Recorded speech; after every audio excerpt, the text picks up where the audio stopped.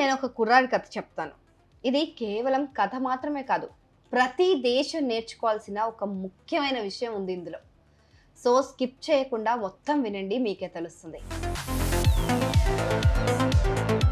అనగనగా కిన్లీ అని ఒక అబ్బాయి హైదరాబాద్ లాంటి ఒక మహానగరంలో ఐటీ ఉద్యోగం చేసుకుంటున్నాడు. ₹1,00,000 జీతం వస్తుంది. అయినా సరే రూపాయి కూడా మిగలటం లేదు. ఇంటి రెంటు, కరెంటు బిల్లులు, చదువుకోవడానికి తీసుకున్న ఎడ్యుకేషన్ లోన్లు, ఈఎంఐలు, జ్వరం వస్తే హాస్పిటల్ బిల్లులు, అంతెందుకు తాగే నీరు కూడా కొనుక్కోవాల్సిందే. పైగా కాలు బయట పెడితే చాలు ట్రాఫిక్లో నలిగి నలిగి నలిగి నలిగి నలిగి నలిగి నలిగి మెంటల్ స్ట్రెస్ ఎక్కువైపోతుంది. దీంతో లాభం లేదనేసుకొని ఈ సమస్యలకు దేవుడే సమాధానం చెప్పాలి, నన్ను పుట్టించాడు కదా ఎలాగో ఆయనే సమాధానం చెప్పాలని చెప్పి వాళ్ళ అపార్ట్మెంట్లోని 14వ ఫ్లోర్లో ఒక కుండీలో వేప చెట్టు పెంచేసుకొని దాని పక్కనే కూర్చొని వెంకటేశ్వర స్వామి కోసం తపస్సు చేయడం మొదలుపెట్టాడు. ఇక వెంకటేశ్వర స్వామి కూడా ఇక తప్పని పరిస్థితి, వీడు వదిలేటట్లేడు అని అనుకొని ప్రత్యక్షమైపోయాడు. భక్త, నీ సమస్య ఏంటి, నీకేం కావాలి నాయనా అని అడిగాడు. ఇదే ఛాన్స్ అనుకొని కిన్లీ ఒక్క ఉదుటను లేచి ఒక పాట అందుకున్నాడు. గోవింద గోవింద నా బాధ తీర్చు గోవింద, గోవింద గోవింద నా లైఫ్ మార్చు గోవింద, ఇరుకులేని ఇల్లు కోసం ఫ్రీగా వచ్చే స్థలం ఒకటివ్వు, కట్లు లేని కరెంటునిచ్చి బిల్లు బాధ తప్పించేవు, గొప్ప గొప్ప చదువులు ఇవ్వు, ఫీజులు అడగని కాలేజీలు ఇవ్వు, ₹1 ఖర్చే లేని పెద్ద పెద్ద హాస్పిటల్స్ ఇవ్వు, నీళ్లు కూడా ఫ్రీగా ఇవ్వు, ట్రాఫిక్ లేని రోడ్లను ఇవ్వు, గోవింద గోవింద అని తన సమస్య మొత్తం దేవుడికి చెప్పేశాడు.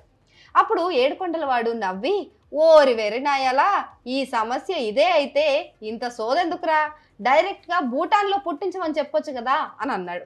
మనోడు షాక్. ఏంటి, భూటాన్ దేశంలో నేను అడిగినవన్నీ ఉన్నాయా అని నోరెళ్ళబెట్టి, అయితే నన్ను అర్జెంటుగా ఇప్పుడు భూటాన్కి పంపించేయి, నేను అక్కడే సెటిల్ అయిపోతాను అని అన్నాడు. అప్పుడు దేవుడు ఆగి, సరే కానీ ఒక కండిషన్ ఉంది, మరి నీకు ఇక్కడ ఒక గర్ల్ ఫ్రెండ్ ఉన్నట్టుంది కదా, మరి తనను వదిలేస్తున్నావా అని అడిగాడు. అదేంటి, అక్కడున్నా కూడా నేను ఇక్కడ అమ్మాయిని పెళ్లి చేసుకోవచ్చు కదా అని అడిగాడు. దానికి దేవుడు, లేదురా ఈడియట్, అక్కడ వన్స్ సెటిల్ అయిపోతే ఇక వేరే దేశాల అమ్మాయిలను పెళ్లి చేసుకోవద్దు, అది వాళ్ళ చట్ట ప్రకారం నేరం. సో గర్ల్ ఫ్రెండ్ కావాలో భూటాన్ కావాలో ఆలోచించుకొని మళ్ళీ పిలువు, బాయ్ అని చెప్పి వెళ్ళిపోయాడు. సో కథ అర్థమైంది కదా. అంటే భూటాన్లో ఉండే వాళ్ళకి ఫ్రీ స్థలం, free education, free water, free medical services provide చేస్తున్నారు అక్కడ రాజుగారు. అంతేకాదు భూటాన్లో ట్రాఫిక్ సిగ్నల్ లైట్స్ కూడా ఉండవంట. అంతేకాదు భూటాన్లో బిచ్చగాళ్ళంటూ ఎవరు ఉండరు, సొంతిల్లు లేని వాళ్ళే ఉండరు, అందరికి ఇల్లు ఉంటుంది. ఒకవేళ ఎవరికైనా లేదనుకోండి, రాజు సహాయం చేస్తాడు. ఇంకా పల్లెటూర్లలో కరెంటు కూడా ఫ్రీ, రైతులకు విత్తనాలు, ఎరువులు అన్నీ చౌకగా ఇచ్చేస్తుంటారు. ఇంకా చాలా ఏళ్ల పాటు ఈ దేశంలో టీవీ, ఇంటర్నెట్టే లేదు. 1999 వరకు కూడా రాజు వీటిని రానివ్వలేదు వాళ్ళ దేశంలోకి. ప్రపంచంలో చాలా లాస్ట్లో అన్ని దేశాల్లోకి టీవీ వెళ్ళిపోయిన తర్వాత లాస్ట్లో టీవీని యాక్సెప్ట్ చేసింది భూటానే. అంటే వాళ్ళ కల్చర్ని పాడవ్వనివ్వకుండా ఈ ఇంటర్నెట్, ఈ టీవీల వల్ల ఏదైనా సమస్య వస్తుందేమోనని చెప్పి అలాంటి టెక్నాలజీని వాళ్ళ దేశంలోకి అడుగు కూడా పెట్టనివ్వలేదు. పైగా అక్కడ వైద్యం, చదువు అన్నీ ఉచితమే. పెద్ద పెద్ద జబ్బులు ఏవైనా వచ్చి వేరే దేశాల్లో ట్రీట్మెంట్ చేయించుకున్నా కూడా అక్కడ కూడా డబ్బులు గవర్నమెంటే ఇస్తుంది. సో చదువు కూడా పూర్తిగా ఉచితం, కాలేజీలకు ఫీజులు ఉండవు, బాగా చదివితే విదేశాల్లో చదువుకోవడానికి కూడా స్కాలర్షిప్లు ఇస్తారు. And most importantly mind blowing thing ఏంటంటే, అక్కడ ప్రజల సంతోషాన్ని లెక్క పెట్టడానికి ఒక కమిటీ ఉంటుంది.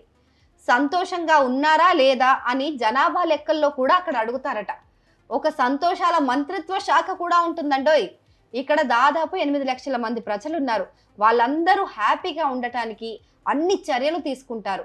ఎవ్వరు హ్యాపీగా లేకపోయినా దేనివల్ల హ్యాపీగా లేరో అది తెలుసుకొని అది ఖచ్చితంగా చేసేసి వాళ్ళని అర్జెంటుగా హ్యాపీగా చేసేస్తారు. మనల్ని కనీసం ఎలా ఉన్నావు అని అడిగే దిక్కు కూడా లేదే, వాళ్ళకి అఫీషియల్గా హ్యాపీనెస్ అందిస్తున్నారు అక్కడ. చాలా కాలం భూటాన్ను బయట ప్రపంచానికి దూరంగా ఉంచారు అక్కడ రాజులు. 1970లో టూరిస్టులను అనుమతించారు. అప్పటి వరకు కనీసం వేరే వాళ్ళను కూడా ఆ దేశంలోకి అనుమతించకపోయేవారు. ఇప్పటికీ బయట ప్రభావం లేకుండా చూసుకుంటున్నారు ఆ దేశాన్ని. ఇప్పుడు థింపూ లాంటి అంటే థింపూ భూటాన్ రాజధాని. ఈ థింపూ లాంటి సిటీలో స్మార్ట్ ఫోన్స్, కరోకే బార్లు ఉన్నాయి. యంగ్స్టర్స్ కొంచెం సోషల్ మీడియాని వాడుతూ ఉన్నారు. ఇప్పుడిప్పుడు పర్యావరణాన్ని కాపాడటంలో భూటాన్ నెంబర్ 1 అని చెప్పాలి. ప్లాస్టిక్ సంచులు ఎప్పుడో బ్యాన్ చేశారు ఇక్కడ. పొగాకు కూడా దాదాపు లేనట్లే. దేశంలో 60% అడవులు ఉండాల్సిందే అనేది ఇక్కడ రూల్. ఒక గంటలో 50,000 చెట్లు నాటిన రికార్డు కూడా ఇక్కడ ఉంది. అంత అందమైన దేశం అయినా సరే ఎక్కువ మంది టూరిస్టులను రానివ్వరు. వాళ్ళ వల్ల పర్యావరణానికి, వాళ్ళ సంస్కృతికి ఏదైనా దెబ్బ కలుగుతుందేమో అని చెప్పి వాటిని కాపాడుకోవడానికి అలా చేస్తుంటారు వాళ్ళు. అండ్ భూటాన్లో ఫ్రీ కరెంట్ ఎలా ఇస్తారు అని అంటే, భూటాన్ ఎక్కువగా కరెంట్ ఉత్పత్తి చేస్తుంది హైడ్రా పవర్ ద్వారా. సో కలప, సిమెంట్ లాంటివి కూడా అక్కడ ఎక్కువగా ఎగుమతి చేస్తుంది. వీటి ద్వారానే వాళ్ళకి ఇన్కమ్ సోర్స్ అనేది ఉంటుంది. సో ఆ దేశానికి ఇన్కమ్ సోర్స్ మేజర్గా పవర్ జనరేషన్ వల్లనే వస్తుంది. వాళ్ళకు సొంత నేవీ, ఎయిర్ ఫోర్స్లు కూడా లేవు. ఇండియానే వాళ్ళకి హెల్ప్ చేస్తూ ఉంటుంది. ఇక్కడ చాలా మంది బౌద్ధ మతాన్ని నమ్ముతారు, 74% వరకు. అండ్ అన్ని జీవులను వాళ్ళు ప్రేమిస్తారు. అందుకే చాలా మంది నాన్ వెజ్ తినరు అక్కడ. వాళ్ళ మెయిన్ ఫుడ్ వచ్చేసి రైస్, ఎర్ర బియ్యం పండిస్తారు.